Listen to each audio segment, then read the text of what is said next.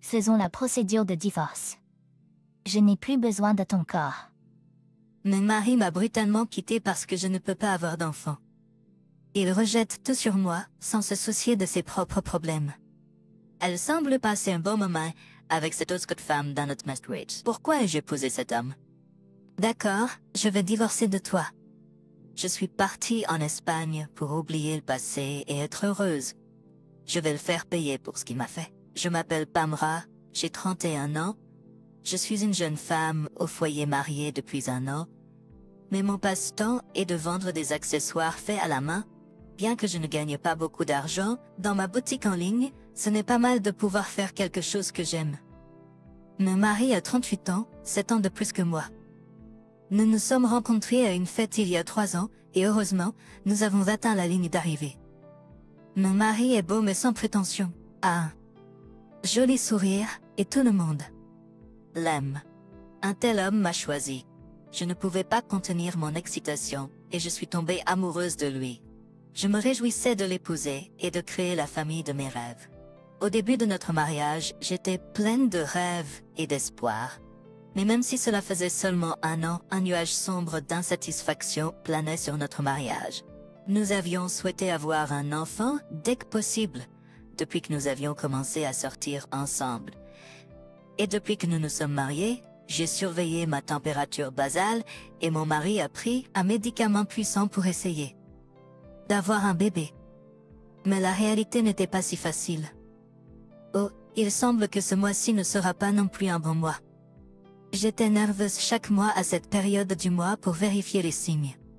Pendant les 3 premiers mois, il disait « Ne soyons pas découragés et laissons notre chance s'en occuper.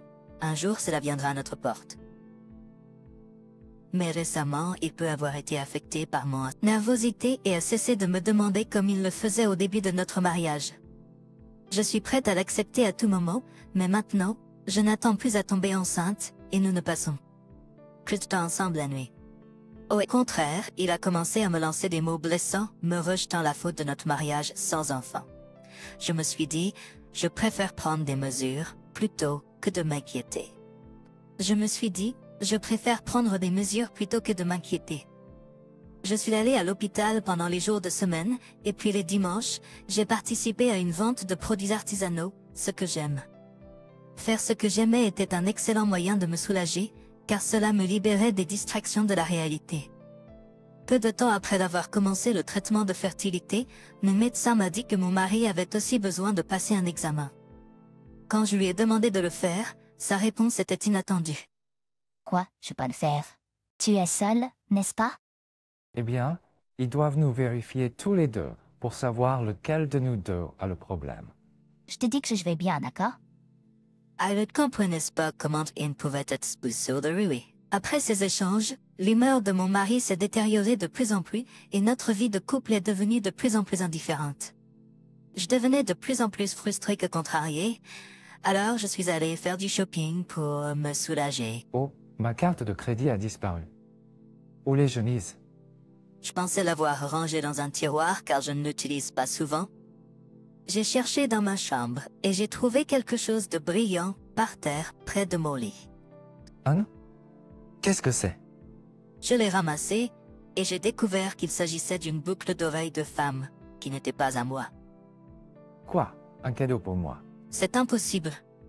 Ou s'agissait-il d'un signe pour me montrer que cette pièce était le théâtre d'une aventure? Ma tête tournait de délire et je me sentais nauséeuse. Le comportement récent de mon mari a été suspect à pièce. Alors je peux le croire. Je me demande si la carte pourrait être. Je ne peux pas m'empêcher de m'inquiéter à ce sujet. J'ai décidé de vérifier les relevés de la carte de crédit parce que mon inquiétude n'avait pas de fin. Les relevés vont clarifier les choses. C'est ce que je pensais. Et les résultats n'ont fait qu'accroître mes soupçons à l'égard de mon mari. Qu'est-ce que c'est? C'est une chambre d'hôtel à 360 $, 1000 $ dans un magasin de marque. Quoi? J'ai avalé la facture exorbitante dont je n'avais aucune idée. Cela signifie qu'il a utilisé ma carte de crédit pour acheter quelque chose pour quelqu'un d'autre. Je n'arrive pas à y croire. Je suis retournée vérifier et j'ai découvert que les achats non comptabilisés avaient été effectués à plusieurs reprises au cours des 6 derniers mois, le dernier en date s'élevant à environ 7 000 $. Dépensés à l'agence de voyage. Quel luxe de voyage, absolument impardonnable. Ma colère a doublé lorsque j'ai repensé au comportement de mon mari ces derniers jours, et ma réponse à la question du divorce devenait ferme dans mon esprit. Ma colère a doublé lorsque j'ai repensé au comportement de mon mari ces derniers jours, et ma réponse à la question de divorce devenait ferme dans mon esprit. Ce soir-là, lorsqu'il est rentré à la maison, il a parlé avant que je ne puisse ouvrir la bouche. Je pars en voyage ce week-end. Je serai de retour dans une semaine. Toi, Je n'arrivais pas à croire mes oreilles lorsqu'il a dit ce que j'allais lui demander. Mais c'est mon tour de lui poser une question. où vas-tu? Je ne pensais pas que je te poserais une question, mon mari est si évidemment malheureux, mais je ne peux pas perdre. Alors, où vas-tu? Est-ce qu'une semaine est longue? Ouais, nous allons à l'étranger. Étranger? C'est un mot inattendu. Donc je serai de retour dans une semaine. Je t'aurai au moins quelques souvenirs. Je me moque de souvenirs. Avec qui pars-tu? Un ami de ma ville natale. Quelqu'un que vous ne connaissez pas. J'ai répondu avec un petit clin d'œil, et il s'est mis en colère. Quoi? Vous êtes vraiment amis? Oui, nous le sommes. Tu me doutes? Mon mari a froncé les sourcils, comme offensé. Ah oui, je dois bloquer la carte. Ouais. Et si quelqu'un l'utilisait sans mon consentement? Attends. Je l'ai peut-être emprunté et j'ai oublié de te rendre. Quoi, tu as fait? Je suis désolée. Ce numéro de « Je suis désolé » est trop dur à avaler. Et celui-ci, je suis désolée d'avoir emprunté sans demander. Je n'ai pas pu trouver ma carte, alors je l'ai empruntée à la hâte. Mais je l'ai trouvée juste avant d'utiliser la vôtre, alors je ne l'ai pas utilisée. C'est vrai ce qu'on dit sur les menteurs, Est-ce vraiment le cas? Eh bien, mais ne pas me tromper avec ça. À ce stade, j'ai pris une chance. Et j'ai sorti les relevés. alors laisse-moi te demander. Demande-moi quoi? Ceci montre des frais pour un hôtel, un portefeuille de marque et un sac de voyage. Viewwood Strap Ball. Quoi? Il est sans voix. Si tu dis non, je vais devoir appeler la société de la carte de crédit tout de suite et leur demander de l'examiner. Et je vais devoir bloquer cette carte également. Attends une minute. Oh, j'ai soudainement réalisé. Je l'ai utilisé. J'ai oublié. Oui, j'étais à l'hôtel en train de prendre un verre avec quelques collègues. Et nous nous sommes fait prendre dans une averse. Nous ne pouvions pas sortir à cause de la pluie, alors je devais rester Eden. Alors je devais rester à l'hôtel. Vraiment? Tu es un vrai morceau de travail si tu es aussi évasif. Quoi? Non, c'est vrai. Cette charge pour un sac à main, je voulais te l'offrir comme cadeau un jour, mais je l'ai perdu. Je suis désolée. Tu n'es pas? C'est drôle, n'est-ce pas? Pourquoi achètes-tu mon cadeau avec ma propre carte de crédit? Oh non, non. Je n'avais pas ma carte avec moi quand je l'ai achetée, mais je voulais te la rembourser plus tard. Je perds ma patience avec ces mensonges constants. Est-ce que tu me trompes? Qu'est-ce que tu... Alors qu'est-ce que ces boucles d'oreilles? Pourquoi y a-t-il des boucles d'oreilles appartenant à une femme autre que moi dans notre chambre?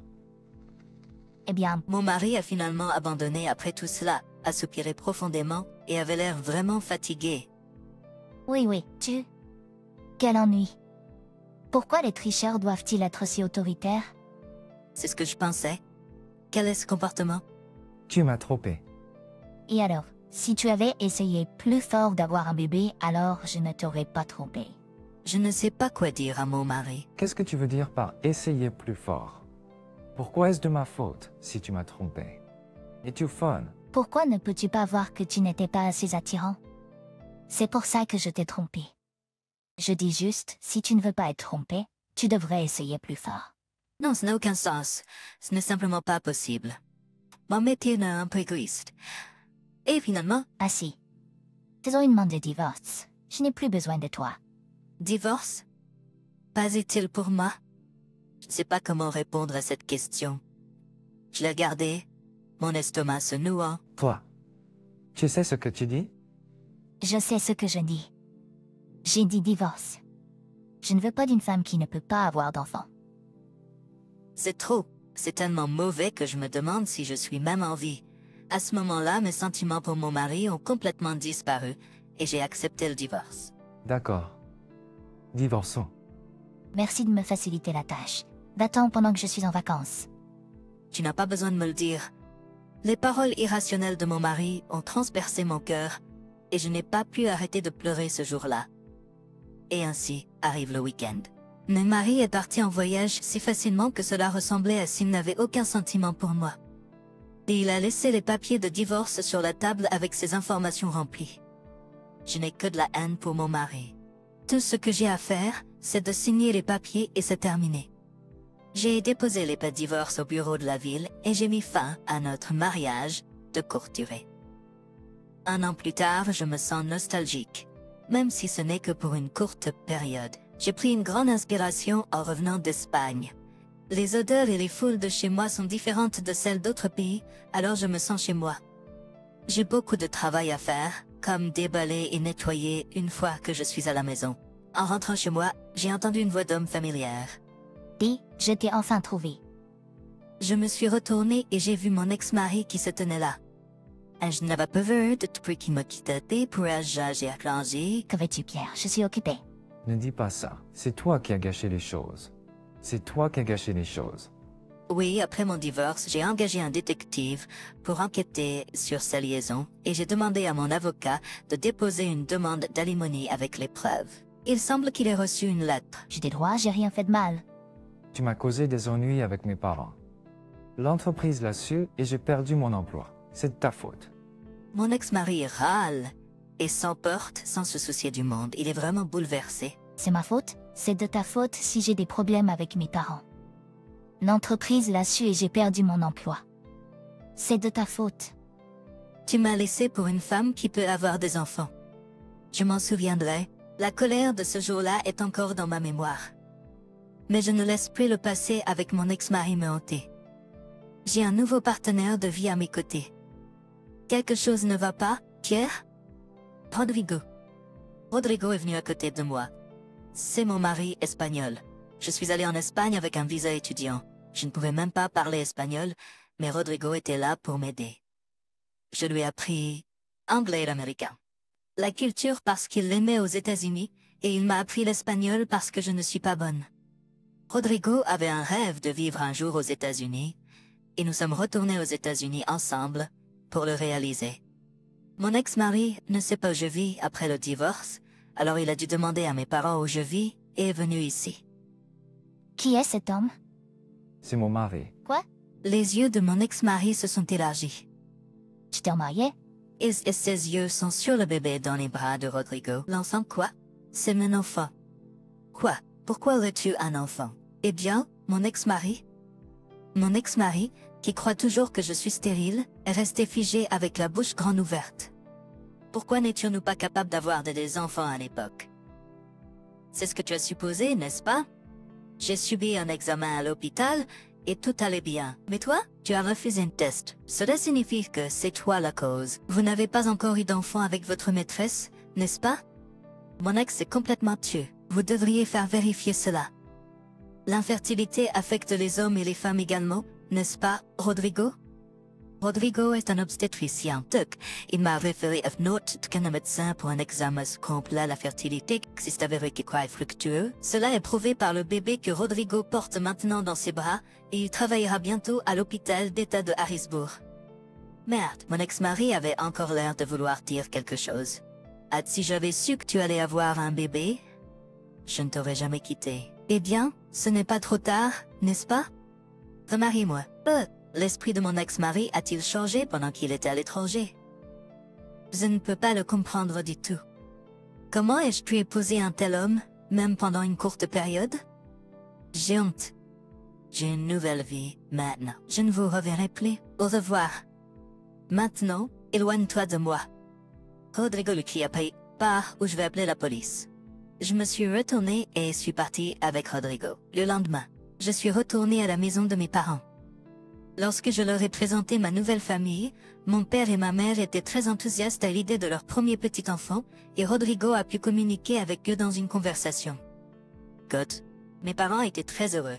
Mon ex-mari est venu me rendre visite et ne connaissait pas les détails de mon emplacement. Selon une mise à jour du détective, mon ex-mari avait des relations avec plusieurs femmes avant notre mariage et a continué à le faire même après le mariage alors que je ne pouvais pas avoir des enfants.